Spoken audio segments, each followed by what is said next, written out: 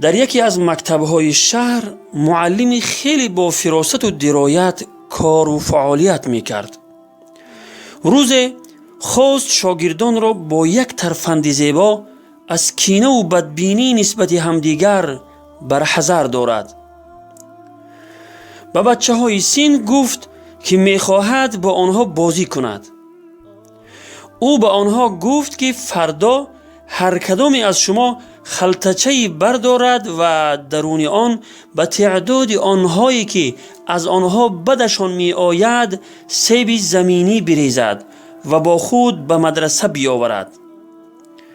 فردا همه بچه ها با خلطچه ها آمدند.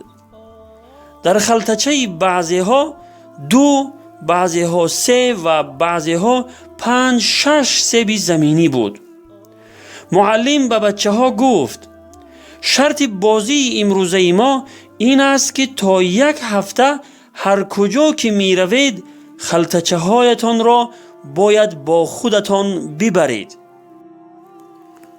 روزها به همین ترتیب می گذشت و کم کم بچه ها شروع کردند به شکایت از بوی سیب زمینی های پوسیده. علاوه بر این آنهایی که سیب زمینی بیشتری داشتند از برداشتن آن بار سنگین خسته شده بودند.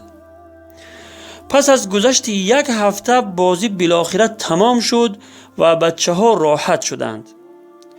معلم از بچه ها پرسید از اینکه 1 هفته سیب زمینی ها را با خود برداشتید چه احساسی داشتید؟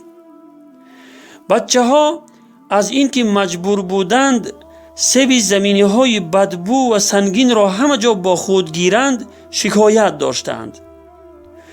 آنگاه معلم مقصد اصلی خود را از این بازی اینچنین بیان فرمود: این مانند وضعیتی است که شما کینه آدم‌هایی که دوستشان نمی‌دارید را در دل خود نگه می‌دارید و همه جا با خود می‌برید.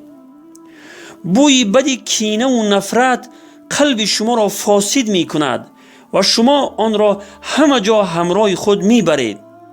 حال آن که شما بوی بد سیب‌های زمینی را فقط برای 1 هفته نتوانستید تحمل کنید، پس چطور می‌خواهید بوی بد نفرت و بدبینی را برای تمام عمر در دل خود جای داده تحمل کنید؟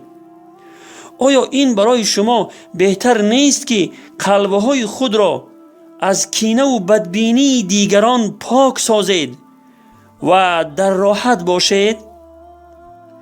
چون که قلب کسی که از کینه و بدبینی دیگران پاک باشد واقعاً در راحت است. معلم با این ترفند زیبا شاگردان را از کینه و بدبینی نسبت همدیگر برحذر داشت. برادران و خواهران عزیز، فرزندانتان را با بهترین سخنها و بهترین اخلاق از کارهای بد و ناروا برحذر دارید. با آنها به قدر عقل و فهمشان سخن گویید. کاری کنید که نادرست بودن کار خود را خودشان درک کرده بفهمند و از کار بد و ناروای خود پرهیز نمایند.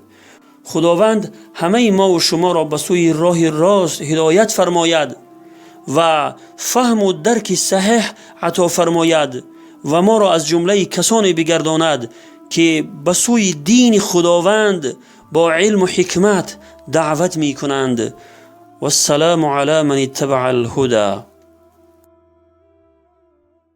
بر بگرد ای طالب حق سوی راه مصطفی، سوی قرآن و کتاب و سوی احکام خدا. بر حذر باش ای جوان از فتنه های دشمنان، نیست بهتر از سلاح علم و دانش در جهان.